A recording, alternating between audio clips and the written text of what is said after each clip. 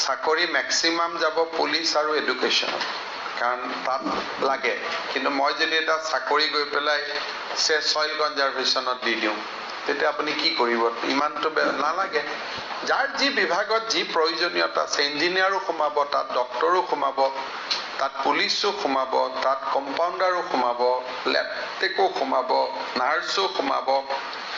fourth গ্ৰেডো সোমাব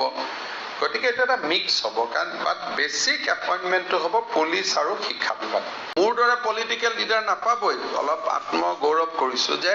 এক মাহৰ ভিতৰতে কামবিলাক কৰি শেষ কৰিব খুজি আছো এটা 1 লাখ চাকৰি এডভাৰটাইজো ওলাই যাব 2 দিনতে গতিকে কোনে কৰিব ইমান 5 বছৰৰ কাৰণে আপোনালোকে ভোট দিছে লাহে লাহে কৰিলেও হয় মইতো ৰেলখন স্পিডত চলাই আছো যাতে মানুহৰ কষ্ট নহয় বন্ধু-বান্ধৱীসকল হয়তো আপোনালোকে শুনিলে মাননীয় মুখ্যমন্ত্ৰী হিমন্ত বিশ্ব শৰ্মা ডাঙৰীয়াদেৱে ঘোষণা কৰিলে যি 1 লাখ নিবনুৱা